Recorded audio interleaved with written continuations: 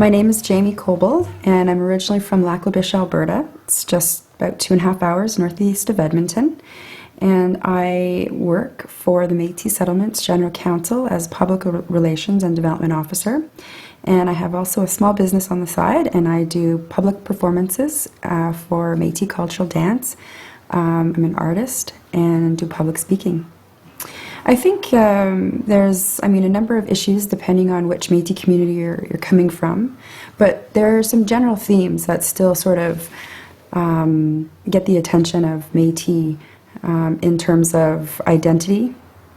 Also, some of the other big issues are still land use and land rights, sovereignty. And for me personally, because of sort of my discipline in the arts, it's not necessarily a big issue, but it's an issue that is important to many Métis people, and that is the arts, whether it's through dance, because it feeds directly into identity. With the issue of Métis identity, there's always been, in the political world, by the way, there's always been sort of an issue with a national registry for Métis, as opposed to more of a local registry, which is what is happening now. So just to give you an example, I'm from Lac La Biche, Alberta, but I haven't lived there for 11 years, and so I couldn't get a membership from Lac La Biche, Alberta. There's a time limit that you have to be living there, and I think it's 3 months before you can get a membership in Alberta. So I'm living in Ottawa, and the plan is, or the next direction would be to apply through the Métis Nation of Ontario, but I'm not from Ontario, and so I don't feel necessarily like I would get an application. It's not, if you're a First Nation person living in a reserve, you don't get a membership to the closest reserve you move to. You still are a member of that community. With things like land issues, working for the Métis Settlements General Council has really given me some insight into lands, that are occupied and that are taken care of by Métis people. So the Métis settlements, they cover 1.25 million acres of land, and that's like more than, Prince Edward Island, for instance. So there's 8 Métis settlements, and there's 8,000 people spread out and dispersed. And now each of those communities has their own local identity, but I would be the person working for that advocacy body, and that's where we would help with advocating for land rights. And there's a big issue with the mainstream politicians in terms of getting that kind of land really affirmed within legal instruments. So what I mean by that is currently the Alberta government, if they felt like they wanted to, could sign off on essentially cancelling a Métis settlement. And the Métis people who are living in the lands are concerned about it because it's happened before.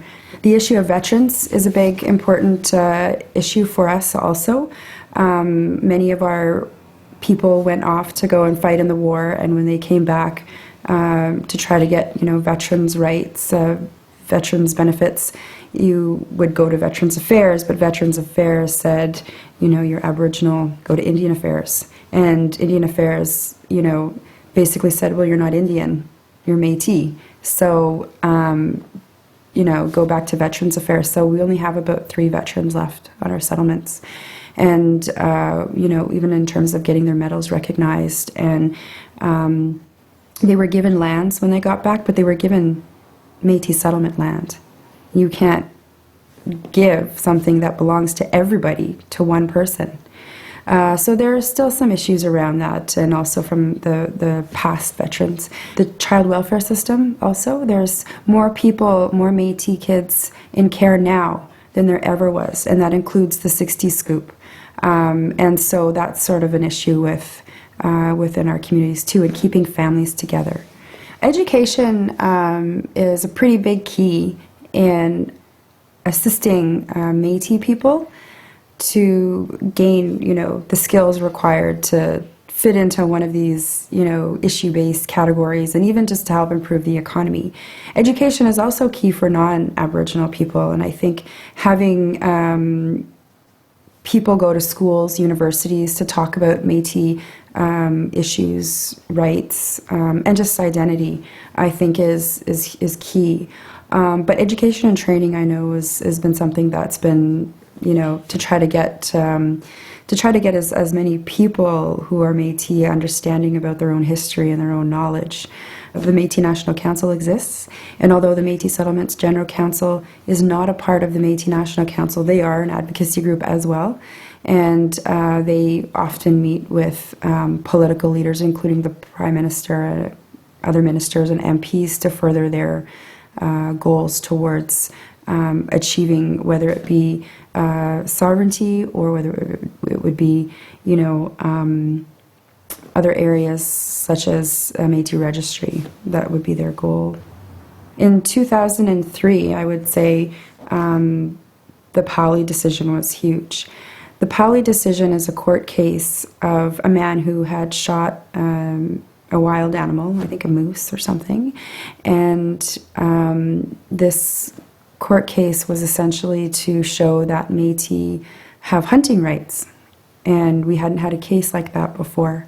So it won, Mr. Powley won in 2003 his court case, and that affirmed Métis people had rights to hunting. Now, it only affirmed it in that area in Ontario, but it set a great precedence for Métis across Canada. One of the things that's happening right now with many Métis, it's very frustrating, is that they'll get charged with harvesting out of season, and they'll be drugged through the courts for a year or so, and then the charges get dropped. And so this costs Métis individuals a lot of money, and it's considered as harassment, because if they're just going to drop it in the end, it's just to cause grief. And so that is, still an issue, even though we've been able to prove it at a Supreme Court level that we have hunting rights. We still face issues today of being able to exercise those rights. There's been agreements signed between the federal government and the political advocacy body for Métis, the Métis National Council. Kelowna was big. It doesn't exist anymore, but Kelowna Accord was a place that it was a document, I guess, or an agreement that would have been made between the federal government and the Métis National Council to improve relationships and to really bring more prosperity into Métis communities. Even getting Métis recognized in the Constitution. That's huge. That was our biggest, thing that could happen to Métis, biggest advantage for us, because without that recognition in our Constitution, then we would have had a tough time proving things like our land rights, and proving things like our hunting rights, and being more associated with a distinct culture.